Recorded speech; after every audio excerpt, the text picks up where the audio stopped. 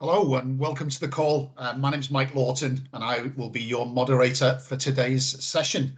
Going to just start by saying a big thank you to you all for signing up for the events. We've had great popularity on the event. I think I can see 170 people online. The response has been incredible and maybe a sign of the importance of the topic of burnout in the strange times that we live in. In the last few years, I think we've seen a pandemic, a war in the Ukraine, the highest level of inflation in 40 years, and the pound plummeting to parity with the dollar in the last few days. So maybe it's no surprise that we're all feeling a little bit frazzled. So the title of the session, as you can see on the screen there, is burnout the new normal? Strategies for wellbeing in an always-on culture. Nice snappy title, I'm sure you'll agree. And if we flick to the next slide, we'll show you what we hope to cover in the time we have together. Oh, I do need to mention live captioning. So there's a QR code available, which you can see on screen now. And also if you go into Slido, which we'll introduce shortly, you'll see a URL. So if anybody needs live captioning for the call, please use either the URL in Slido or the QR code you can see on screen. Okay, next slide. So we'll move on to the objectives. Okay, so I won't read through the objectives, but you'll see we're attempting to cover quite a lot today, from how we identify signs of burnout, as well as how to respond to them, and when you see the signals, and right through to what leaders and organizations can do to help. And if you move on to the next slide, you'll see the agenda, which we'll use to try and cover those objectives. So first, you'll see I want to share some data with you all and survey results we gathered from over 100 people across 4 companies. That'll give you a quick insight into how people are feeling about burnout. Then we're going to ask you for all your thoughts on burnout using one word to help us to create a word cloud, which I'm sure many of you will have used before. And that we will share live, technology permitting, so fingers crossed that works. And then we'll be into the main event, the panel discussion. We have 3 very brave and very smart people who are going to offer up some personal disclosures about their experiences of burnout and also give us some tips that have helped them to respond and to cope. Finally, time permitting, we'll do one final word cloud to get your thoughts post the panel discussion, and then we'll move into Q&A. Okay, next slide. This is important. So this is where the tech comes in. So this is where we get nervous. So please grab your mobile phones or your tablets or your laptops and make a note of that website address or enter in now, slido.com. You can see the code, which is burnout, all lowercase. There is nothing for you to do right now, so we just want to make sure that you're ready with your iPads, etc. But please make sure you have access to the web, that you have that website address and that code when we move on to it. Also, we're going to do Q&A in the session, so Slido will be the place where you type in any questions that we can pose to the panel. Please don't put them in the Q&A chat on Teams because it doesn't work very well in this format, so please use the Q&A tab in Slido. You just pop your questions in there and we'll get through them later. Okay, so that's enough of the introduction and we're on to the next slide. So first I should introduce myself, so a little late since I've been talking for 5 minutes already. So my name is Mike Lawton. I work for the Travellers Group. I was really pleased and proud to be asked to moderate this call, as this is something I'm very passionate about, mental health. I'm a mental health first aider and also a sponsor in Travellers of the mental health first aid team. So wellbeing, mental health, burnout, always at the forefront of my mind. I was reflecting today myself on what makes me feel burnout, and I realised that the splendid irony is not lost on me, the fact that I'm actually on holiday out of the country at the moment, which the rest of the team know, and I'm still dialing in to moderate. So maybe I'm not the best role model for managing work-life balance, but luckily we have 3 people who are, and they will introduce themselves now. So Sarah, would you like to introduce yourself, please? Yes, I'm Sarah Sparks. I'm an award-winning coach, author and speaker. And I've bounced back from burnout and being hospitalized with it to now being an expert in the mental health field. I speak around the world about burnout prevention, and I also speak and work with organizations like the ones you're working with.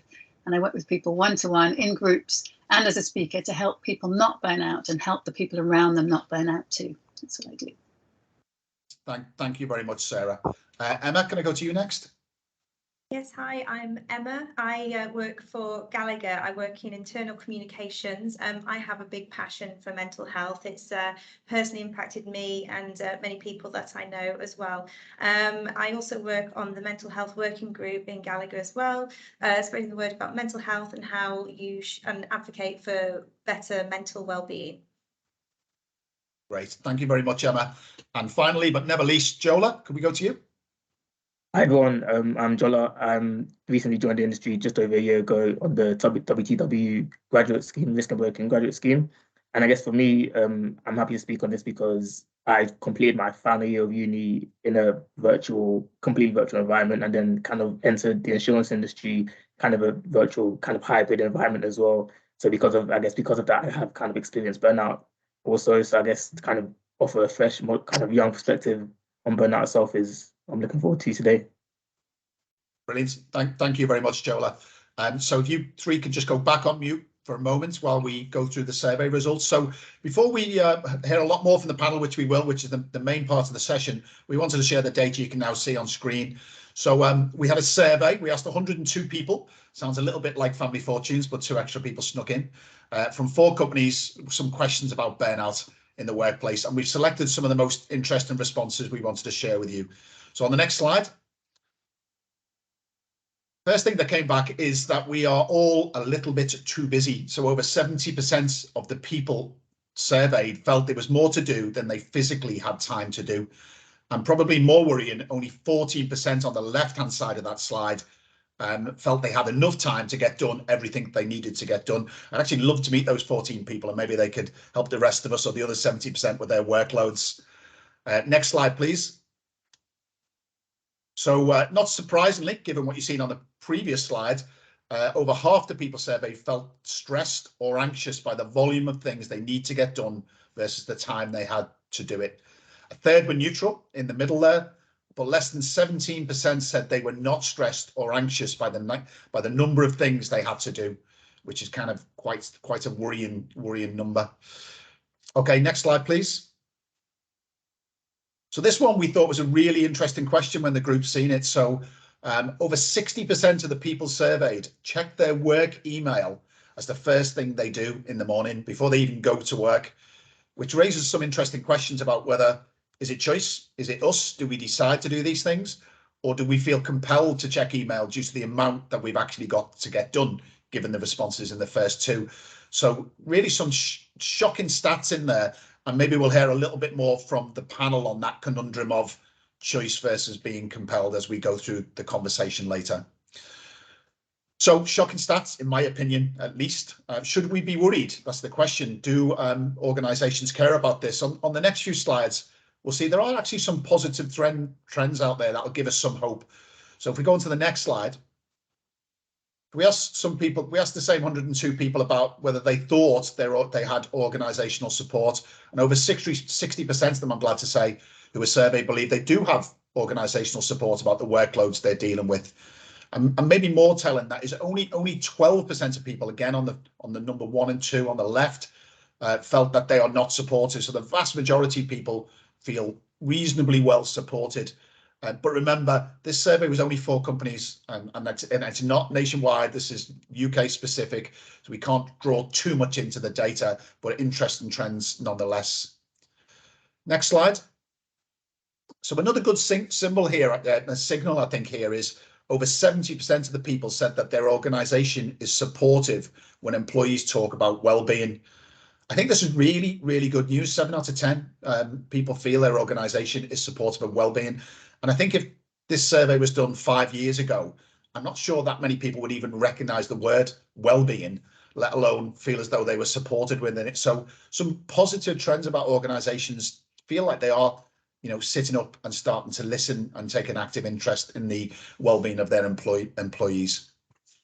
Okay, so that's enough of me talking. Your turn now. We want to hear from you all of the delegates.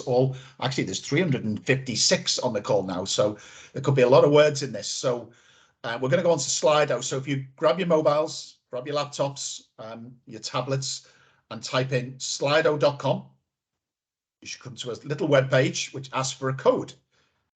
In that code, type in the word burnout.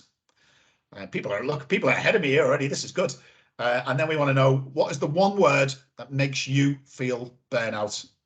And we need you to answer just one word, otherwise it'll get confused.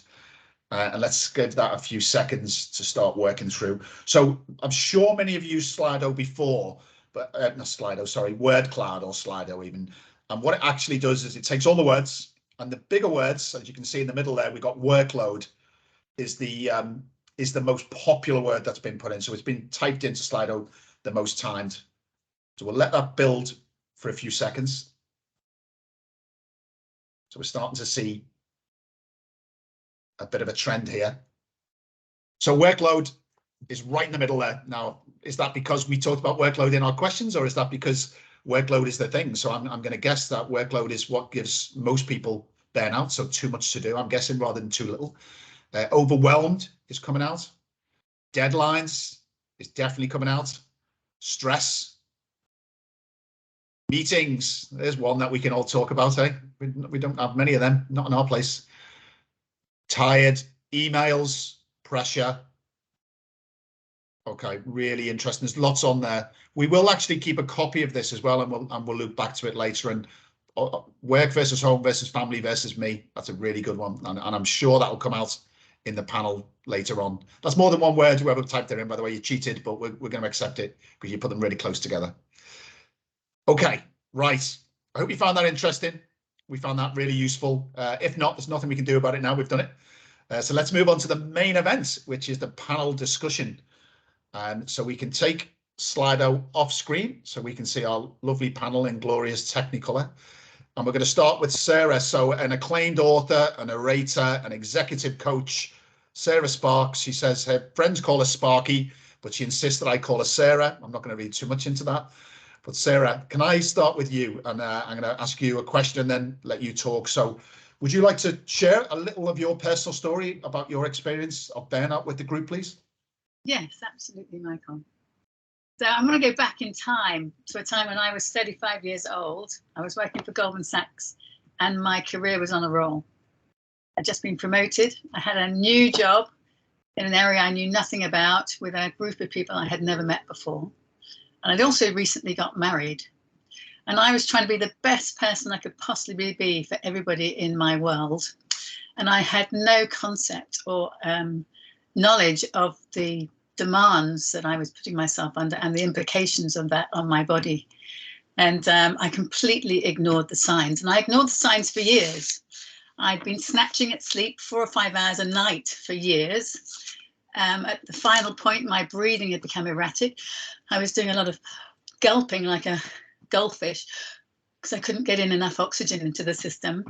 I got snappy and short with everybody, and I was nicknamed the Dragon, believe it or not. And I ended up not being able to think straight. I wasn't able to take in information. And I had no idea of what this is all doing to me until I ended up in hospital, and I had no idea how I got there. I was in the Priory Hospital. And a couple of months later, I was having a conversation with my consultant and saying I had no choice. You were talking about choice earlier, but I had no choice in how I was having to work. And he very sternly turned around to me and said, of course you have a choice, Sarah. It does not say in your contract you have to burn yourself out or into an early grave.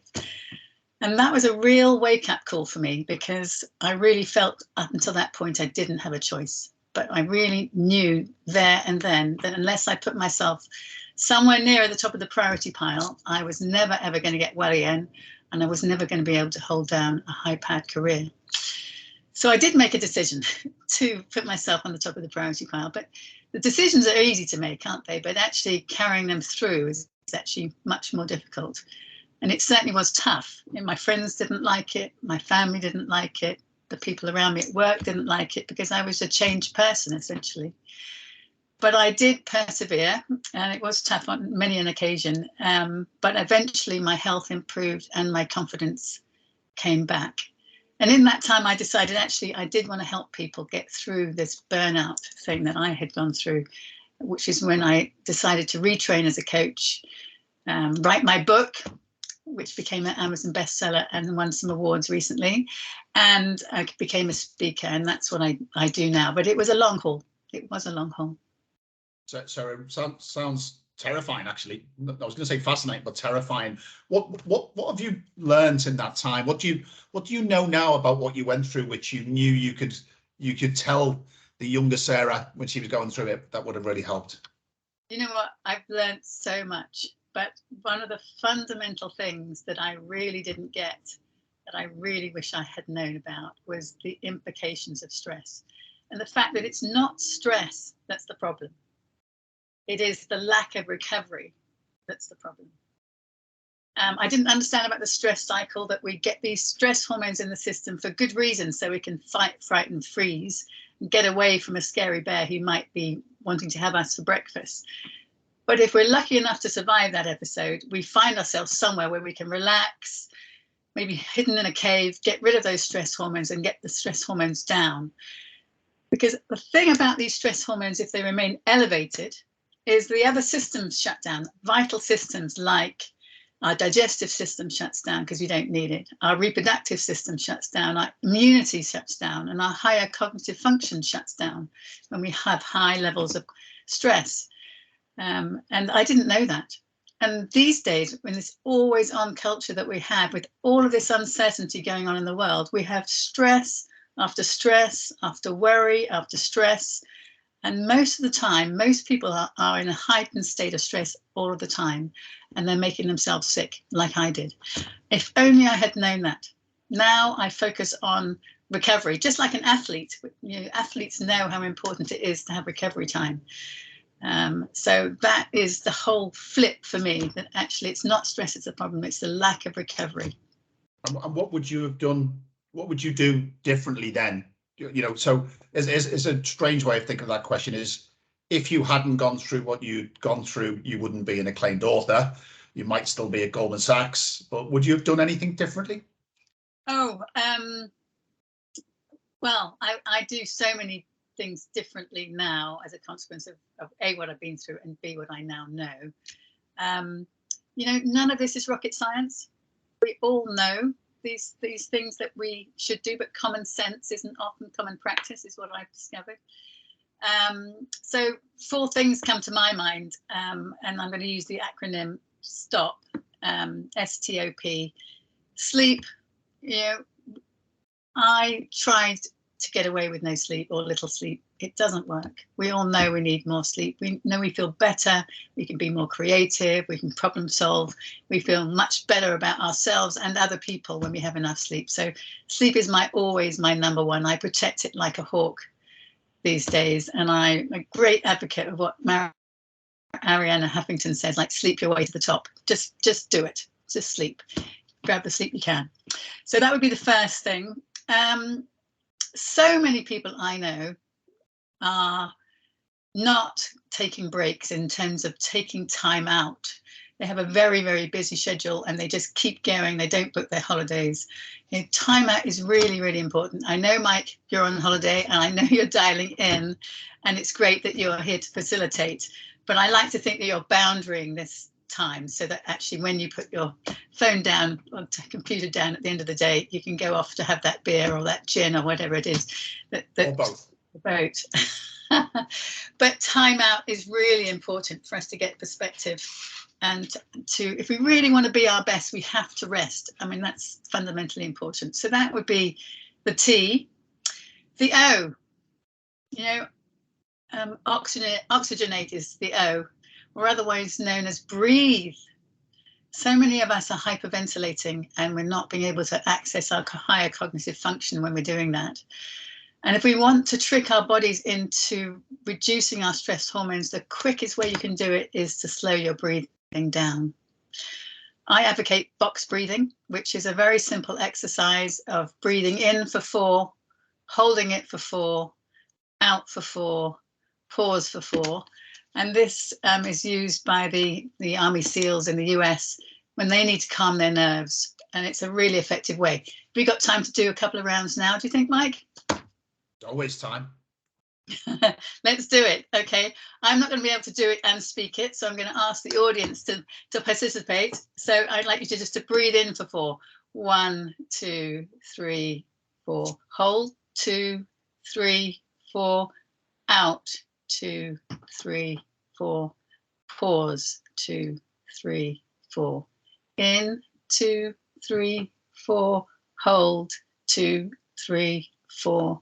Out, 2, 3, 4. Pause, 2, 3, 4.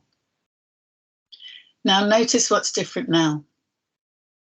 That exercise probably took less than 15 seconds. But I bet your bottom dollar many people are feeling different having done that.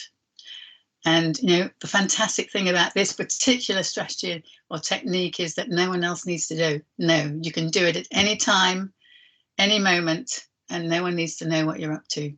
So it's a really useful strategy to get our stress hormones down in a hurry. And then moving on to the P. That's the one I'm missing, isn't it? It's pause. I mean, we have actually just done a pause, but many of us are rushing from one thing to the next, thinking we are being super efficient and productive. We're not. You can read in the book the reasons why we're not, but unless we have moments in between things, time to think, time to regroup, time to reset, time to allow our brains to process all that information they might have just gathered, we're not being efficient. We cannot possibly sustain high cognitive function. So pausing, ideally 25-minute meetings instead of 30, or 55-minute meetings instead of an hour. Pausing to close your eyes and do a body scan, for example, or your box breathing, or a walk around the block, or a fluid adjustment break, a fab break instead of fag break. All of these things are really key to rest and recovery. So that's just rattling off a few off the top of my head. There are plenty more in the book for those that want to know more techniques. We'll come to the book towards the end, and we'll definitely give you an opportunity to plug the book for people, because it is a great read. And I have read it, like I promised I would. So couple more questions from me, Sarah, if you don't mind. I just want to take you back to what you said at the beginning around choice, and your physician, your specialist said you always have a choice. I guess people don't always feel they have a choice. You know, people in high-powered jobs, or people who are just the main breadwinner, feeling really burnt out and feel as though I have no choice, I have to carry on. What advice would you give those people, and how did you see your way through that? I think it is a tough call, isn't it? That we do feel we don't have a choice. And if we do want to keep these high-powered jobs and maintain the income and maintain the status quo, the only resource really we have at our disposal is our response to what's going on around us. Meaning that, you know, our demands might be just as they are, but we have to decide how much we do. The 80-20 rule, for example, or letting go of perfectionism slightly, even to give ourselves more time, buying ourselves more time. But at the bottom line is we do have a choice, and that's a tough thing, I think, for many to acknowledge, because the choices are tough ones, but we do have a choice. I'm not sure I've answered your question very clearly, because I think you have. I think you've answered it really well. So it's, you know, if I can paraphrase that, the choice isn't binary. It's not carry on with the job, leave the job. It could be change how you behave and how you treat yourself and how you rest within the job. I mean, there's a lot talked about quiet quitting at the moment, isn't there? You know, not giving your all. I'm one for. I'm happy to support the quitting the 24/7 concept, and, you know, sleeping while you're dead. I think that absolutely needs to be quitted. But in terms of giving up and not having purpose and meaning in your job, that's not healthy either. We need to have healthy environments for us to work in, so we don't burn out and we don't have to quit completely. So yeah. Great. And one final question, if I may, Sarah. When you went through the STOP acronym and the letters, so box breathing is something I've done for many years when I feel like I'm either stressed or, you know, big meeting coming up, wherever it be. Sleep is an interesting one though. So sleep isn't something you can set time aside for sleep, but people can't always get sleep. Any tips that you've found for how people can improve their sleep? Well, I now advocate setting an alarm to go to sleep not just one for waking up in the morning. So people often get caught up with whatever they're doing, and then they don't give themselves to have a decent sleep routine.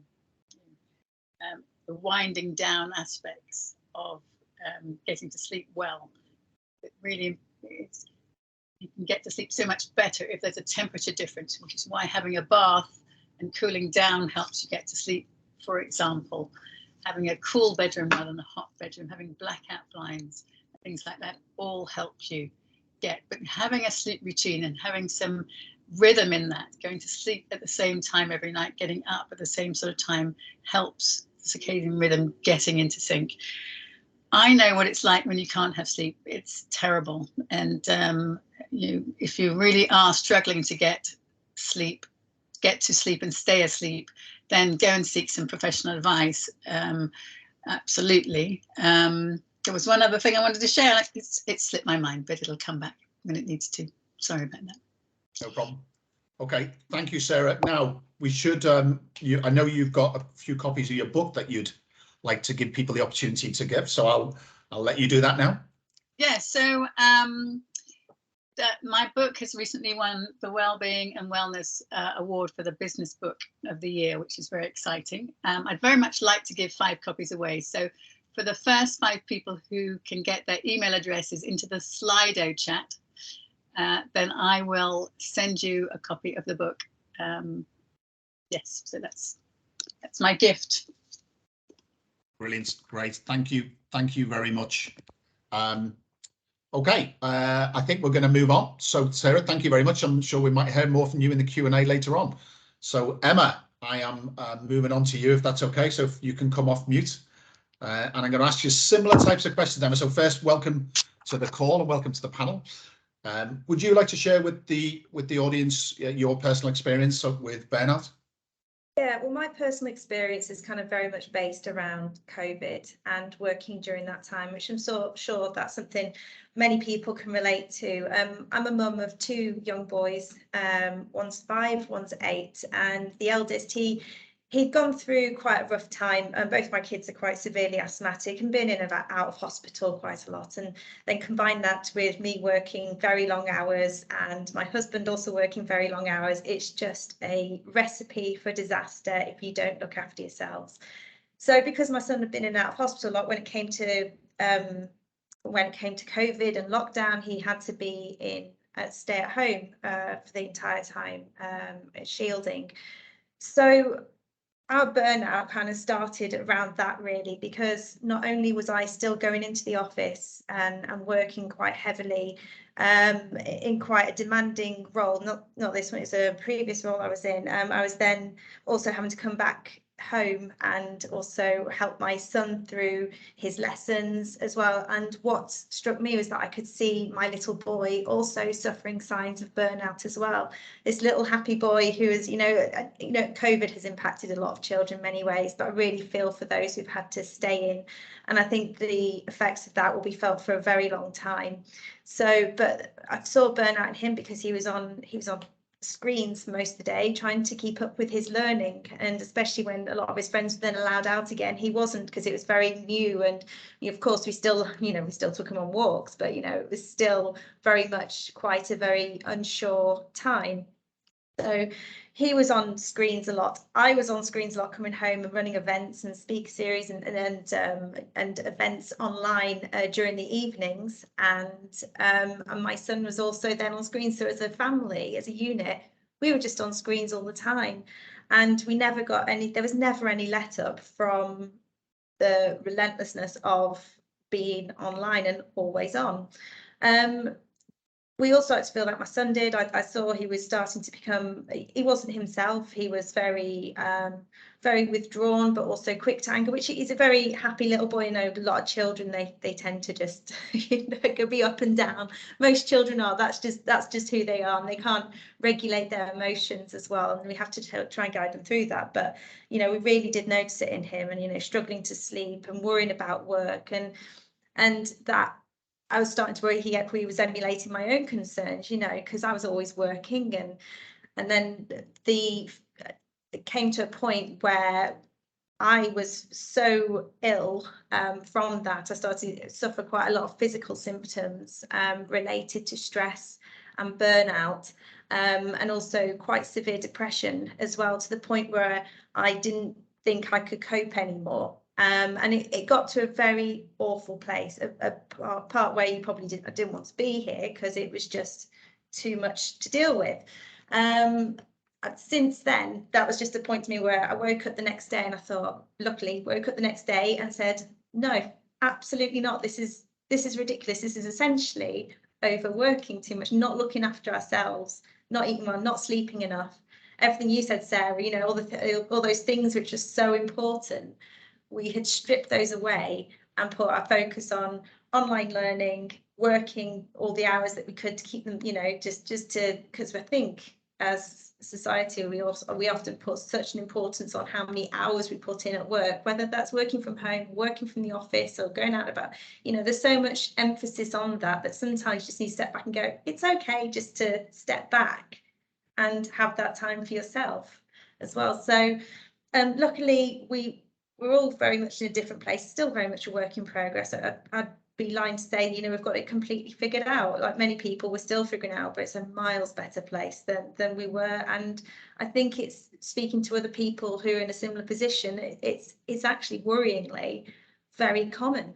And a lot of people do suffer with burnout, and their mental well-being, and their not just their mental well, but their children's mental well-being also can, you know, their children are very resilient, but it's something that I noticed within my own kids and some other people's, my friends' children as well. So it's something I've since become extremely passionate about, and now make sure I protect my time, protect that of my children as well. And yeah, we just keep going, and it is a much better place. You can still achieve and still have the life and still, but if you're not going to enjoy it, what's the point in it all? You need to enjoy it and step back and have a bit more focus on that. There was a lot in that, Emma, and it's great to see you laughing and smiling now. And I imagine when you were going through all of this, you probably couldn't imagine you'd be on a call like this, you know, upbeat and being so honest and disclosing that. So can I ask a couple of questions? Do you mind? Yeah. When you talked about, like, you know, you working really hard, long hours, schooling mum, etc., computer probably on the laptop most time. Do you think sometimes we set an example to the children that they think this is the norm and this is what they should do? Absolutely, and I think they do see that kids emulate your own behaviours in a way, and they do take notice probably more than you realise, and they do kind of they do start thinking that that's normal. And it can be as simple as, you know, we're all on our phones a lot, and I think when you're on your phone, you can be looking at a recipe, you can be looking for directions, you can be responding to an email, whereas before we had phones, you'd be looking at a recipe book, you'd be looking through the, you know, address book. So I think kids now see us online quite a lot, and they probably want to emulate that as well. But also if you work quite a lot, then they'll probably think that that's normal as well. You know, it can be, but yeah, it's I think they do pick up on that as well. I'm a man who remembers the Encyclopedia Britannica. That was where I got all my information before. But I can see Jola's thinking, what the hell is that? Never heard of that before. And just something you said there really resonated with me, and I think it's incredibly brave and strong. Is you said you woke up one morning and you said no, and it's like where did you pull that strength from to just think, no, this is not going to continue. I'm going to change. I actually woke up with one of the worst migraines of my life, to be honest, and it's like someone had actually just gone, what are you doing? And I think that just woke me up and just made me go, oh, for goodness, no, no, this is not the way life should be. I think it was around about Christmas time, actually just after Christmas, and I woke up and I had the worst migraine of my life, and it was just, I was like, no, not doing that anymore. It's no, this isn't where it should be. And we just, and then, you know, I got the help I needed, and that really helped. You know, that's, you know, I'm feeling 100% better, you know, and I now really advocate for that. When someone's saying I'm really stressed, I was like, just please get help, reduce your workload, you know, do make time for yourself. It's so important, so important. because you're the only one who can really do it. We can give advice, we can share ways for you, methods, but really it's down to you to help, you know, to put that change in place. Well done, you. That's pretty amazing. So next question, sort of moving on to, you know, the future. What do you do differently now to manage your well-being that you weren't doing back then? Boundaries. I put boundaries in place as well. Protect my time. Protect time with my family, and do things that I enjoy as well. I was really interested to hear about Sarah's box breathing, because that's something I do as well, and I think that it's amazing what that does, physiologically. So I don't know if that's the right word, but you know, in your brain, how it actually impacts your body. There's so many things you can do to help your body calm down as well. It's sometimes not going to a spa day or something, you know. I mean, go to a spa day, you know, I'm all for that, but you know, there are little things you can do throughout the day to calm yourself down. I mean, I sometimes just switch off my phone, or I put, like Sarah said, I put an alarm on for when I need to go to sleep rather than wake up. Or I sounds silly, I like to do a word search now. So I put my screen away, do a word search, you know. So it's just time away from the screen. So yes, I do. Yeah, I do make sure. I don't know if that's answered the question. Sorry for rambling. No, it's a great answer. Screen time is definitely linked to burnout and stress and lack of sleep. You know, all the evidence points to that. How brave are you though, Emma? Do you take your phones off your 5 and 8 year olds? Oh yeah, I do, but I'm not very popular when I do that, I tell you. No, but I do, and they're learning as well that there are, you know, we moderate the time that they have on there as well, so they're only allowed an hour a day. You know, we can put that on there so it switches off when they reach that hour, and they don't have not allowed any more time. Sometimes they are, of course, you know. That's life, isn't it? But yeah, good. Well, I thought you were brave at the beginning, but if you're taking phones off 5 and 8 year olds, then you're a braver woman than I am a man.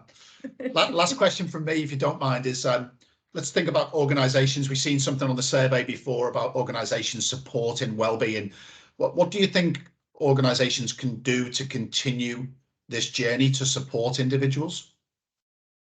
I think it's just being aware of what causes burnout, and when you're aware of what causes burnout, on the word cloud, a lot of people talk about workload. You've got to be aware of workload and stress and deadlines, and if you can have a look at the root cause, then a lot of people maybe feel more supported and able to come out and talk about their own, you know, burnout, but also putting that support in place as well for if people are struggling. It might not be workload, it might be stuff at home that's going on that's making them feel burnt out. So and I know at Gallagher we have mental health first aiders. There is also support where colleagues can go and get support as well, colleague assistance programs. So we do have support for colleagues as well, and we also have a week, it's every year, but and all through the year we do have a lot of support for mental health, but you know, we do make sure that we do note these days and elevate what we do have to our colleagues as well, and the support that's available to them. But I must say, as a where I work currently, they've been fantastic, and I think because I've moved over here, it's been a lot more of a balance as well, and yeah, so I think if you know, you can just keep going with that, but I think companies need to generally just be aware of the root cause of burnout and how they can support people. Great, brilliant. Thank you, Emma, and thanks for your honesty and candor. That was really interesting, and I'm sure we'll hear more from you in the Q&A as well. Okay, so third, I want to say, I don't want to say last, I'm going to say third, but we're coming over to Jola, and Jola, I think, brings a different perspective than maybe the rest of us, because Jola's, as he said at the beginning, you know, newish out of education, relatively new into the workplace. No offense to Sarah and Emma or myself, but we're not quite in that position. So Jola, welcome to the call. It's great to have you on the panel. Same question to you to start off. Could you share your personal story about burnout? Yeah, so I guess for me, burnout, I'd say the first time I probably experienced it, and I didn't know at the time, but I kind of knew much later on, was probably my final year of uni. Like I said, this was just after kind of at the peak of COVID, so late 2020 that I started. So my whole final year, everything, all lectures, seminars, was all online. Just literally Teams meetings like this. That's how I did my final year. That's how I learned my final year. Everything pretty much, even catch ups with my personal tutor, that would have to be online as well. So I guess during that it meant that I was pretty much locked to my screen like Monday to Friday, like a 9 to 3, 9 to 4. I was pretty much locked just to my screen. And that was that kind of really increased my screen time. I think that had a negative impact on me. And I guess at the same time, a lot of things were closed. Like I remember I used to play football all the time at uni. That was like my main hobby at uni, and that got shut down.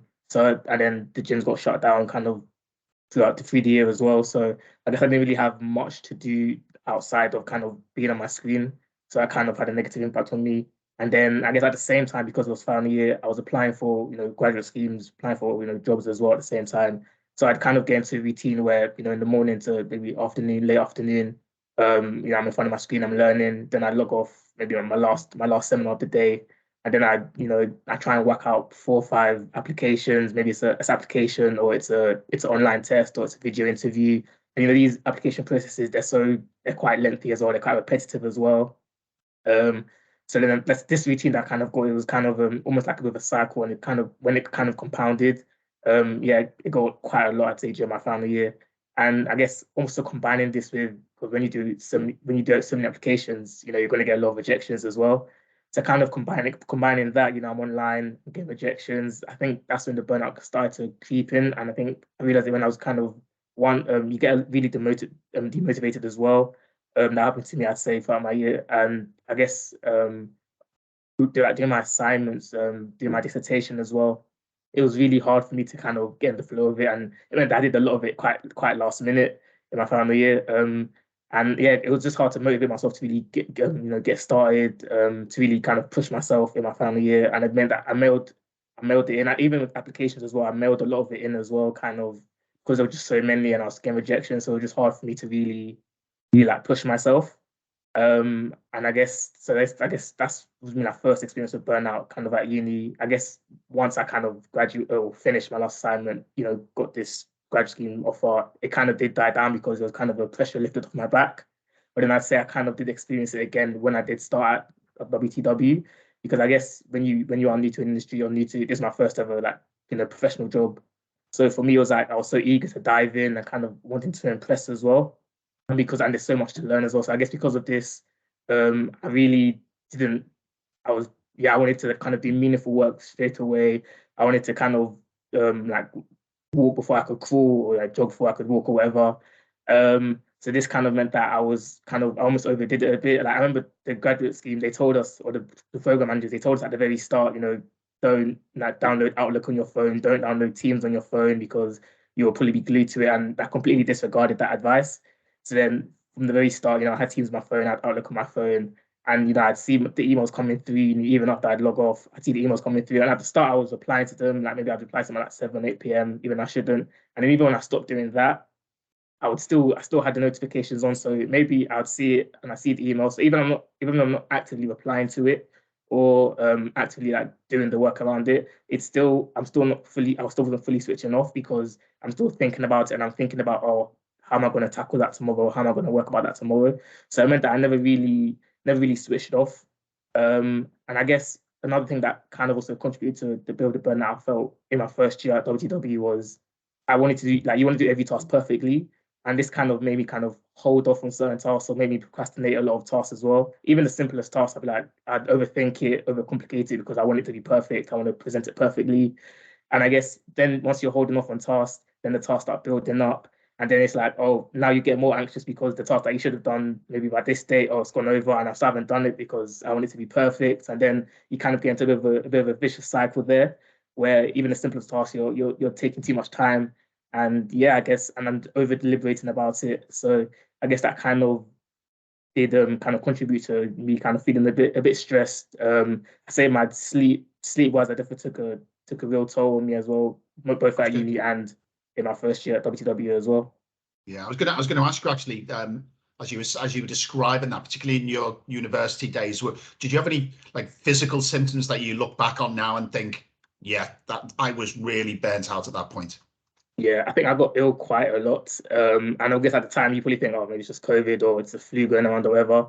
But I did get ill quite a few times, and that probably was as a result of being burnt out. And I guess also my sleep schedule was awful at uni. And I think that's one thing because at uni you kind of like it's almost expected, it's normalized that oh you're a student, you sleep your sleep's all over the place, you're up at 2 a.m. doing deadlines or whatever.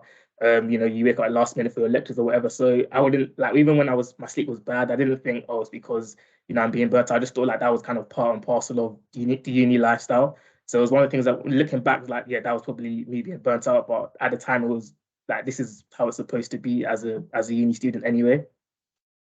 Okay, interesting. Now, and when you obviously went through it at uni, and then you jumped into a professional role in WTW, was there anything you learned in that first spell of burnout that you were able to carry over into WTW, which meant that you could manage it a little bit better?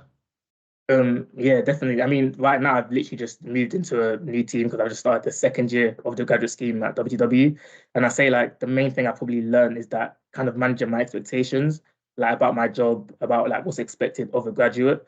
And kind of recognizing and like acknowledging that, I'm at the infancy of my career. Like, I've literally just started and, I'm not meant to be able to do every task perfectly, or I'm not meant to know everything, and it's actually okay. And yeah, it's kind of recognizing that and making sure that I don't, overdo it or like try and like walk before I can crawl.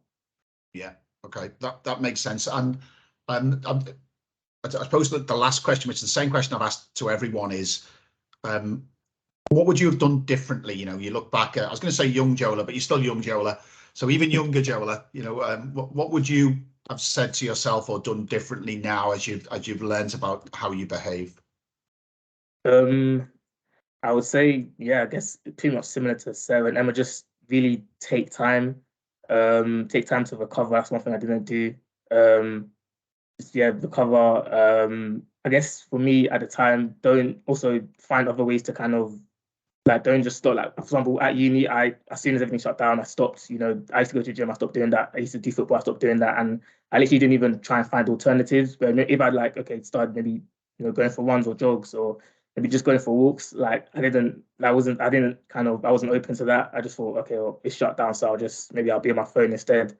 So I guess looking back, that's something that would have changed at the time.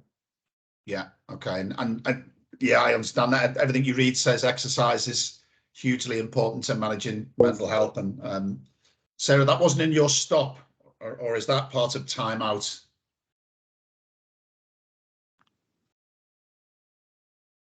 Oh, you're still on mute, Sarah. Sorry. You went back onto mute again. You came off the go. It could be part of time out, but it could also be part of pause. Move, get those. Your stress hormones get metabolized by movements. That's why exercise is so good. So, yes, every opportunity. Great, thank you very much, Jola. Really interesting to hear your story. Thank you for being brave enough to come on here. We all wish you the very best of luck with your burgeoning career. I'm sure you'll be a great success. Okay, let's move off the panel. We're going to do one more slide out if we could. I think we've got exactly 10 minutes left. So before we moved to Q&A, so grab your phones again, grab your mobile phones or your tablets and go back into the slido.com website. If we could share screen, if that's possible, so we can put the web address up again. So while that's coming up, the web address was slido.com. Hopefully you're all on it. The code is burnout. And what we want to know this time is what helps you disconnect and manage stress. Look at that, you're ahead of me again. This is the best audience we've ever dealt with. The first. Okay, so what helps you disconnect and manage stress? A lot of people agreeing with you, Jola. Exercise is a big thing. Walking. I prefer the walking than the exercise. I call that the same thing. Reading.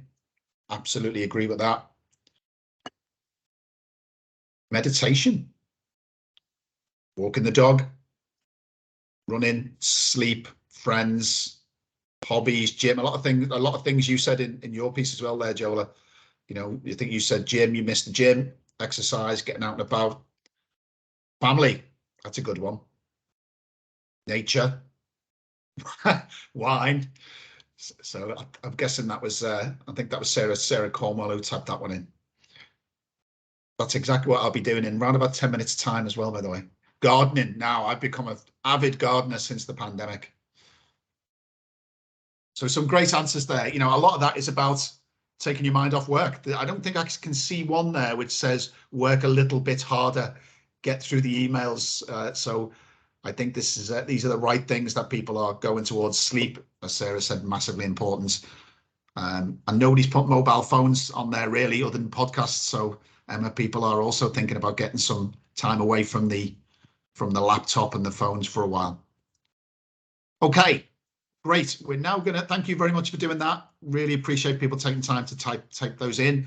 We're now going to go on to Q&A. So in the Slido, you can type in your questions. We've had some already, and people are furiously messaging them over to me. So the first one is going to be for you, Sarah. And one of our delegates said, you mentioned that we don't always see burnout coming. What are the red flags that you look out for when you're heading for burnout? Good, very good question. And there are many, many, many red flags. And of course, we're all slightly different, so they won't all apply to all of us. But I would try and look out for things that shift. So, for example, if you start drinking an awful lot more wine in the evening, or you are much more tearful than you used to be, or you have many, many more negative thoughts or a low mood. So some shift in the way we're actually operating. By the way, I forgot to mention this earlier, there is a handout that comes after the end of this particular call with a lot of these symptoms to look out for on it. But certainly for me, it was tearfulness, it was short-temperedness. I didn't get the headaches, but often that is a sign, migraines and headaches. It can be forgetfulness, but it's a shift in what's normal. That's what you need to be looking out for. That would be the thing that I would say. Great. Thank you, Sarah. Next question. I'm going to combine two here, and I'm going to fire them at you, Emma. So get yourself ready. So I think this links to what you said about taking time for yourself in the evening. So a couple of questions came in. The one said, when I prioritize time for myself in the evening, I get more stressed as I know I won't be able to finish my tasks for the next day. And somebody else said, how do you cope with feeling guilty when you take downtime? 10 minutes of lounging on the couch means there's something that you're not doing on the to-do list.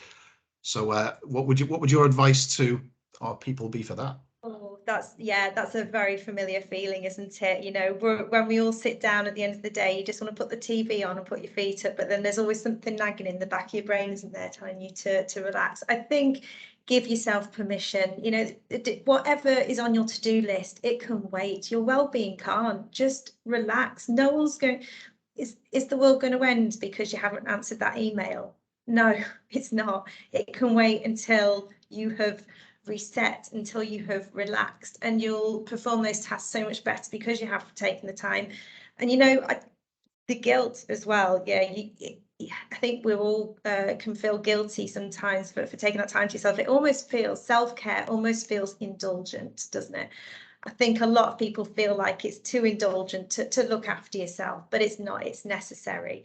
Else you will, you know, eventually burn out.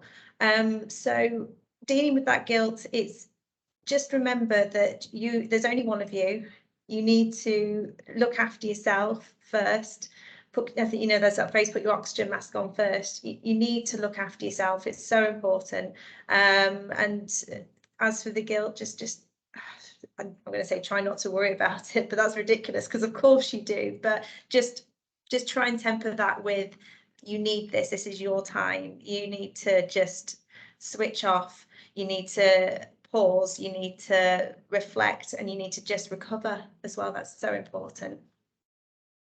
Great answer, Emma. It's something I completely agree with, but it resonates with me. Is in our little mental health first aid team we have in Travellers, one of our little tagline we say to each other is, it's okay not to be okay. And and I think that's almost the first step, is allowing yourself the time to say, you know what, I don't feel great. I'm going to rest. I'm going to rest up, and I'm going to not do any more work, and I'm going to be okay with that. And just to add to that as well, reach out to someone you trust and you feel like you can talk to. You know, as well, if you feel burnt out, there's so many people who probably feel the same, but that probably people don't recognize that within you as well. You could be all smiley and happy, look like you're coping and you got a perfect life, but really, if you don't, you need to just try and reach out, and also try and recognize the signs in your friends and your family and your colleagues as well, and just ask them if they're okay, if they're coping okay, and that's really important as well. So it is okay not to be okay, and just reach out and just open up. You know, people there to help. Brilliant. Thanks, Emma. Jola, I've got a question I'm going to fire at you as well, if you don't mind. So get ready to come off mute. So as somebody new into the workplace, how would you advise, people should talk to their manager if they feel burnout? So if they've got a line manager, how can people do this in a professional, non-career damaging way is the question that's coming. Any advice you would give people? Is there anything you've experienced yourself? I guess for me personally, my manager was really she was really good with deadlines and managing workload. So I guess for me, I would have felt really easy going to her kind of to speak about that.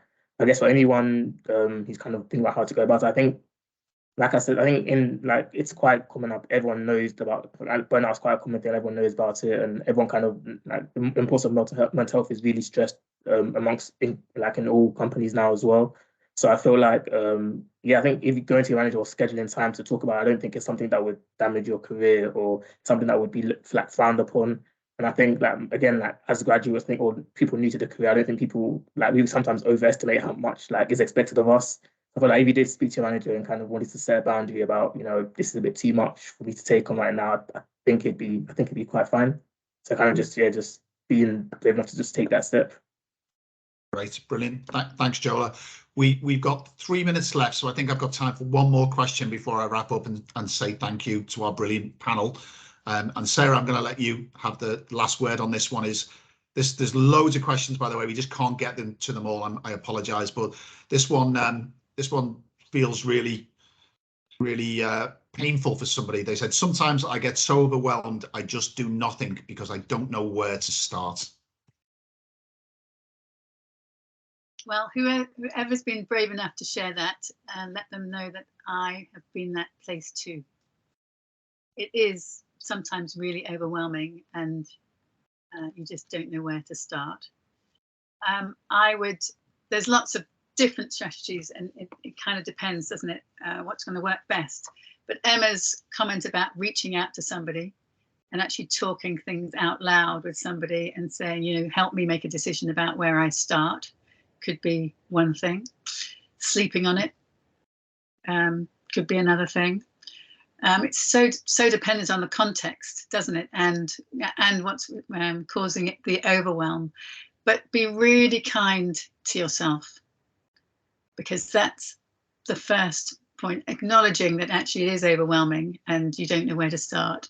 But just be really kind. It's a bit like the grieving process. It's not something that's going to go away in a hurry. You just need to take your time, do some breathing, check in with somebody, seek some support if it's serious, if you really are feeling at risk. Your mental health first aiders would be a good place as a first port of call. And a supportive manager. Managers are so key in all of this in terms of mental well-being at work, in terms of managing workload, but also being able to check in with people on their wellness and well-being. So having a supportive manager, and if you don't have one, seek support elsewhere. Brilliant. Thanks, Sarah. And I guess obvious statement is, I think the person has already started because they joined this call and they typed that message. So I think they're already on the journey. So please follow the advice Sarah gave, which was excellent. Okay, we are pretty much up on time. So could I ask for the screen to be shared again? I think I've got some thanks to do. So as the screen comes up, I'd first of all like to thank our brilliant panel, Sarah, Emma and Jola. Absolutely brilliant, brave, intelligent, thoughtful. It was an honour to be able to talk to you today. And just for the rest of the audience, the questions were not planned. I didn't know what the answers would be. We wanted to keep it as authentic as possible, and the team never shared with me what they were going to say. So thank them very much for their honesty. Sarah, would you like to just quickly plug your book? Yes, this book was written for my younger self, my 35-year-old self, that I wish I had known all of this stuff but I didn't. Things would have been different if I had. So it was written for my younger self. It's got a couple of toolkits in there. One for people who really need to get themselves back on track because they're struggling to survive. And so they need to reset. And there's a Thrivers toolkit for people who want a sustainable way of working in there as well. So yes, I hope those people who reach out and buy the book will enjoy it and get value. Great, and we've got 5 copies to give away, and we Yes. I don't know the names of them, but we will dig them out, and you will get an email to say they're on their way from Sarah. Very kind. Okay, and there might be one more slide, not that one there. So just want to say thank you to the sponsors, so the main 4 companies: Travellers, Willis, Towers, Watson, Gallagher, Elliott, but also Liberty Markets, and also in media partnership with Modern Insurance Magazine. It was an honor to be on that call. Thank you all very much for dialing in, and thanks to everyone in the background: Sarah, Emily, Catherine, Jen, Andrew, etc., who helped the call go as well as it did. So thank you all. If I missed your name, I apologise. Okay, thanks for dialing in.